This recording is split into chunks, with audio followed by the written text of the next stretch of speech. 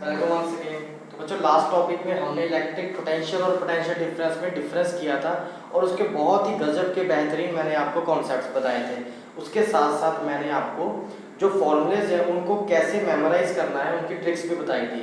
तो जैसे कि आपको पता है कि मैं हर लेक्चर में कुछ कॉन्सेप्ट्स बताता हूँ और उनको लर्न करने के लिए कुछ नई नई ट्रिक्स भी बताता हूँ, साथ के साथ न्यूमेरिकल्स भी आपको मेंशन करके बताता हूँ और एमसीक्यूज कैसे आ सकते हैं आपके 10th बोर्ड में उसके लिए भी मैं आपको तैयारी करवा रहा हूँ। तो लेकिन जो आज का टॉपिक है बच्चों वो स्ट्रिक्टली बेस्ड होगा ओम्स लॉ पे। ओम्स लॉ कुछ थ्योरी करेंगे, मेरे नेक्स्ट वीडियो में हम ओम्स लॉ के कुछ प्रूफ करेंगे कि हाँ एग्जाम में क्वेश्चन कैसे आ सकता है, लेकिन उसके बाद वाले वीडियो में मैं ओम्स लॉ के न्यूमेरिकल्स की बात करूंगा। तो मतलब मेरे 2 या 3 वीडियो सिर्फ और सिर्फ ओम्स लॉ के बेस पे ही चलेंगे।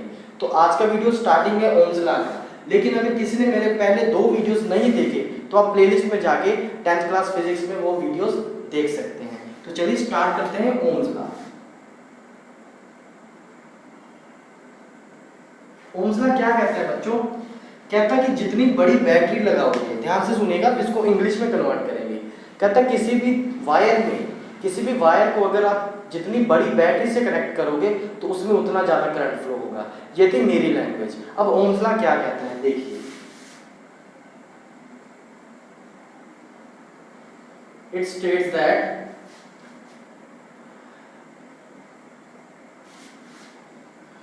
द करंट, जिसको आई लिखेंगे, current flowing through a circuit is directly proportional to the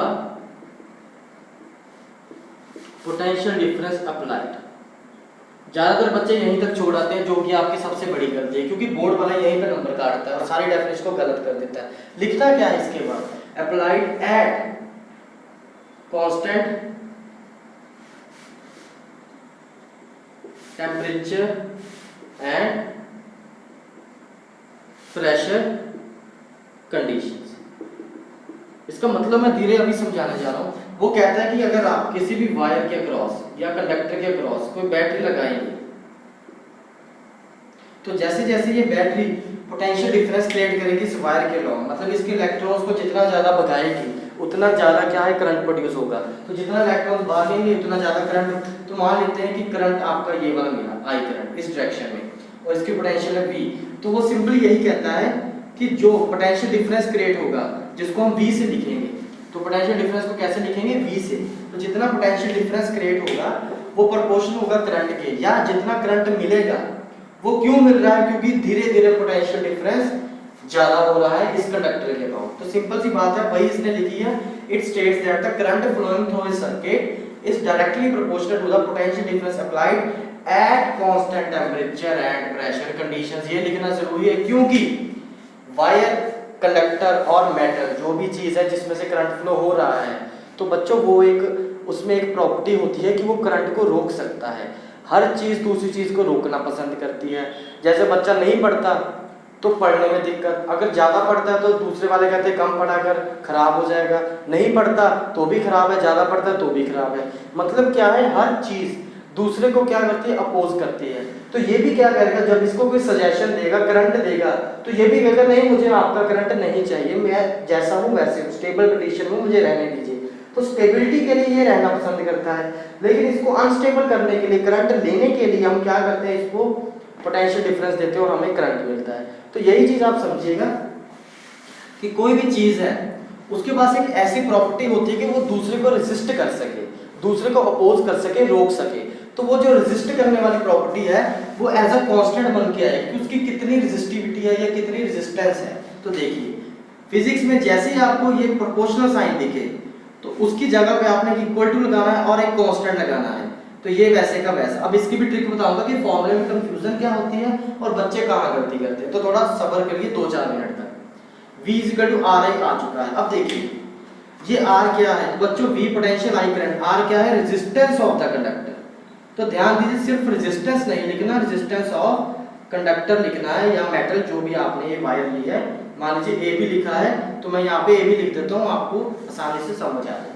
तो इतनी बात क्लियर है। अब ये रेजिस्टेंस होता क्या है देखिए, फॉर्मूला भी याद करवाऊंगा, पहले रेजिस्टेंस समझ लीजिए। तो रेजिस्टेंस होता है, आप नोट साथ साथ बनाए तो बेहतर होगा। प्रॉपर्टी ऑफ मटेरियल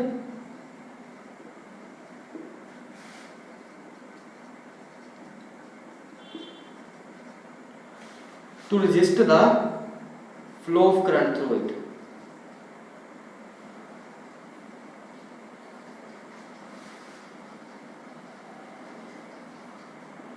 ये वो प्रॉपर्टी है मटेरियल की जो करंट को खुद में से पास होने के लिए रोकती है।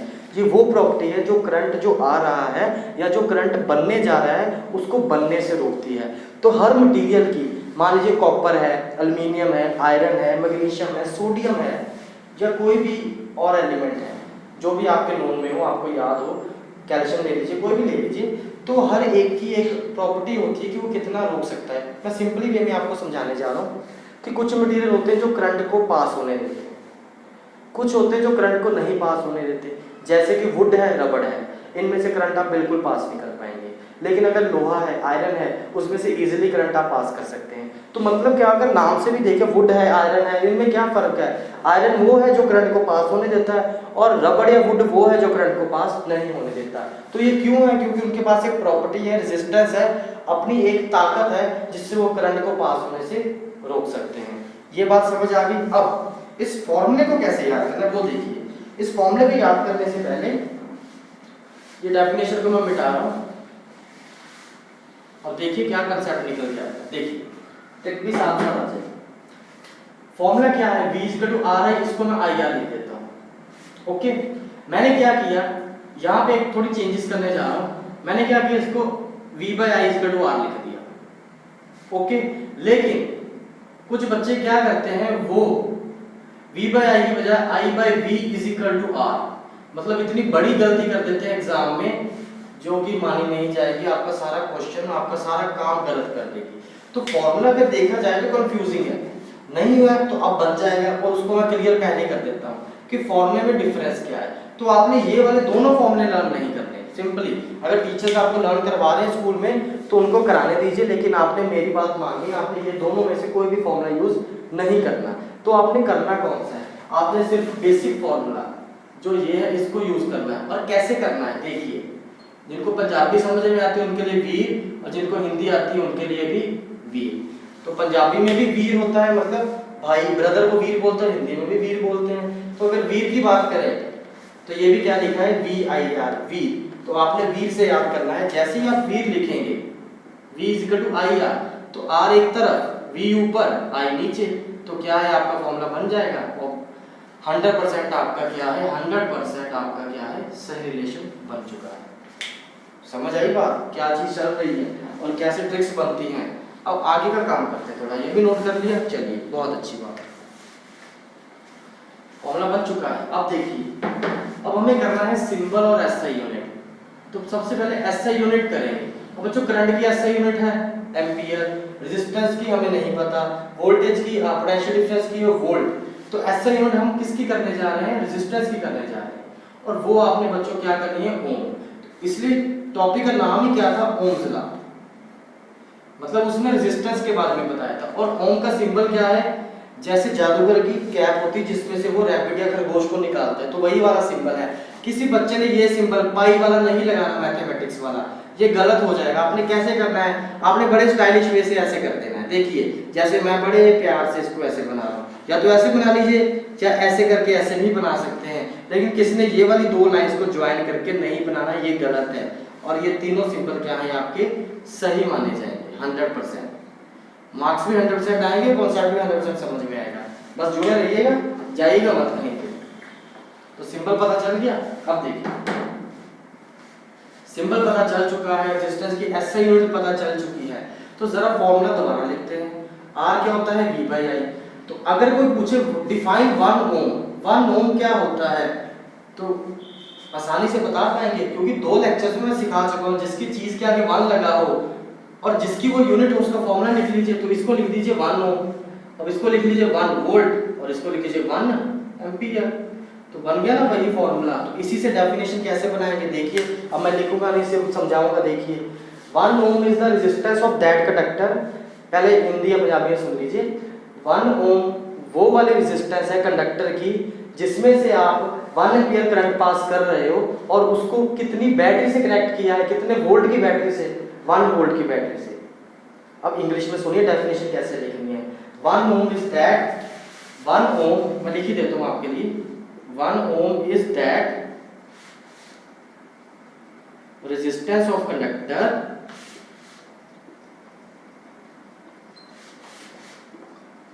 which is connected to 1 volt potential difference and current flowing through this conductor is 1 ampere. देखिए कितनी खूबसूरत डेफिनेशन बन चुकी है, जिसको आपने याद नहीं करना। जिसकी इंग्लिश वीक है वो बेचारा कर ले, इंग्लिश इंप्रूव करे। जिसकी हाई फाई है, थोड़ा समझ पा रहा है, तो देखिए फिजिक्स को मैंने अपनी मदर टंग में, आपके लिए मदर टंग में, जिनकी हिंदी है हिंदी, जिनकी पंजाबी है पंजाबी, तो मदर टंग से कैसे मैं फिजिक्स को रिलेट करके आपको पढ़ा रहा हूँ। तो इसी तरह से मेरे सारे लेक्चर्स चलेंगे। अब देखिए 1 ओम आ चुका है। अब देखिए हमें क्या करना है, ग्राफ करना है। हमें क्या करना है, ग्राफ करना है। किसके किसके बीच में करेंगे, तो हमें पता है कि ओम्स लॉ में V प्रोपोर्शनल टू I होता है। तो बच्चों जैसे लिखा है, लॉजिक मेरा समझ लीजिए। अगर एग्जाम में लिखा हो V प्रोपोर्शनल I ग्राफ बनाइए, या V वर्सेस, जैसे लड़ाई कर रहा है V और I एक दूसरे के साथ लड़ाई कर रहे हैं, तो V वर्सेस I ग्राफ बनाना है। तो V को हमेशा पहले लिखो, I को हमेशा नीचे लिखो। मतलब जैसे उसने बोला वैसे लिख दिया। अब अच्छे बच्चे हो, बातें माननी चाहिए तो बातें मान लो। V पहले लिखा, I बाद में लिखा। अब देखिए प्रोपोर्शनल का क्या मतलब होता है। बेचारा कितनी देर से कह रहा है ओम्स क्या कह रहा है कि प्रोपोर्शनल का क्या मतलब है। उसका मतलब ये है कि जितना जितना पोटेंशियल बढ़ाते जाओगे उतना उतना करंट मिलता जाएगा। इजी लैंग्वेज में कहता है, अगर आपने पोटेंशियल 1 वोल्ट दिया, ये 1 वोल्ट है, तो करंट 1 एम्पीयर मिलेगा। पोटेंशियल 2 वोल्ट कर दिया तो करंट 2 एम्पीयर। पोटेंशियल 3 वोल्ट तो करंट 3 एम्पीयर।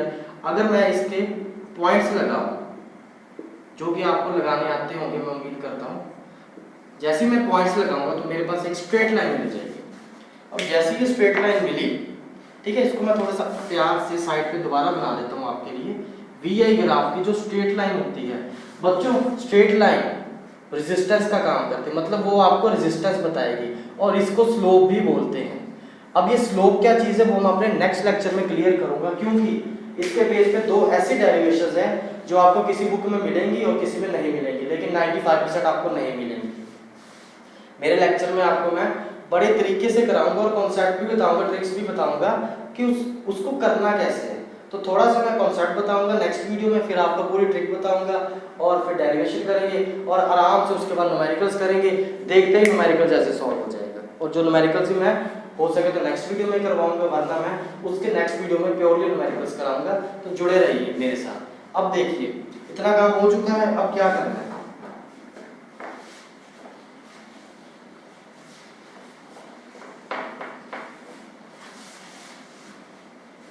अब आपने क्या करना है, आपने क्या करना है, आपने V = IR तो पढ़ लिया है।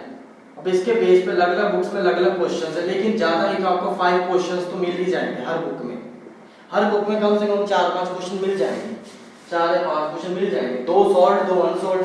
तो इस कॉर्नर पे 2 सॉल्व और 2 अनसॉल्व आप लगा सकते हैं। और अगर किसी ने अभी तक चैनल सब्सक्राइब नहीं किया तो आप टेस्ला ट्यूशन पॉइंट, इसको दोबारा लिख रहा हूं मैं, टेस्ला TESLA, स्मॉल लेटर्स में लिख लीजिए, अल्फाबेट्स में चल जाएगा।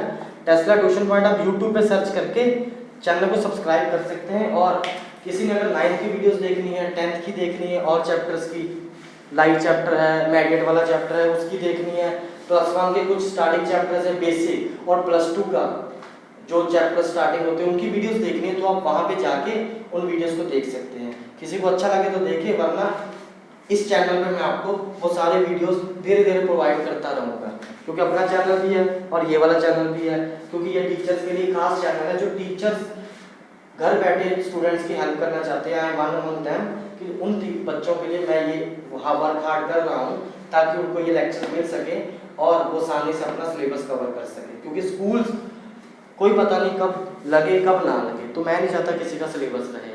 तो इसी के साथ मैं आपसे अलविदा लेना चाहता हूँ। कुछ ना समझ आया हो तो कमेंट कीजिए, मैं वीडियो दोबारा बना दूंगा, और अगर वीडियो अच्छा लगा हो तो लाइक किए बिना मत जाना और चैनल को सब्सक्राइब करके ही जाना, ताकि नेक्स्ट वीडियो का नोटिफिकेशन आपको आराम से मिल सके। थैंक यू सो मच, फिर मिलेंगे।